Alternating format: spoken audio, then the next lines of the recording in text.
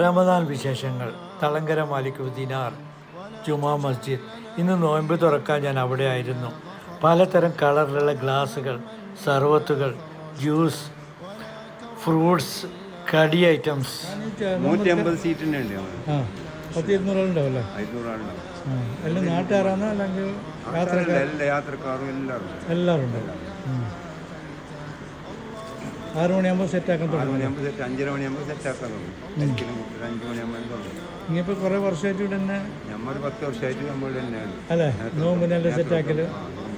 ഖിദ്മത്ത്. മാഷാ അല്ലാ, മാഷാ അല്ലാ. ഹായ്, സന്തോഷം കേട്ടത്. ഒരുപാട് പേര് ഇതിൻ്റെ പിന്നിൽ പ്രവർത്തിക്കുന്നുണ്ട്. കണ്ടില്ല, ഇപ്പോൾ ബാങ്ക് കൊടുക്കും.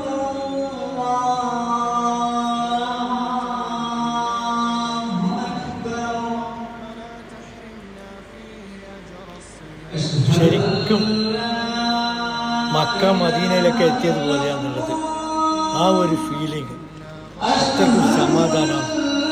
ആ പള്ളീൻ്റെ അകത്തുള്ള ആ പഴയ മരങ്ങൾ, കൊത്തിവെച്ച മരങ്ങളും എല്ലാം കാണുമ്പോൾ ഇത് പുതിയ കെട്ടിടമാണ്, പുതിയ ഫർണിച്ചർ.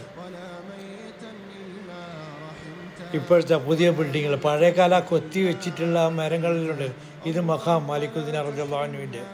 ഇത് കണ്ടില്ലേ, വീട്ടിൻ്റെ മരം എങ്ങനെ പണിതെന്ന് അള്ളാഹു സുബ്ഹാനഹു വ തആലക്കറിയാം.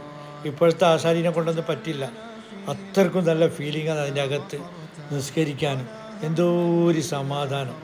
കണ്ടില്ലേ, ഒരു തൂണിൻ്റെ തടി. ഇത് സത്താർ ഭായ്, പണ്ടേ ചായ അയാൾ സ്വന്തം മേക്കിങ് ചെയ്ത് കൊണ്ടുവരും.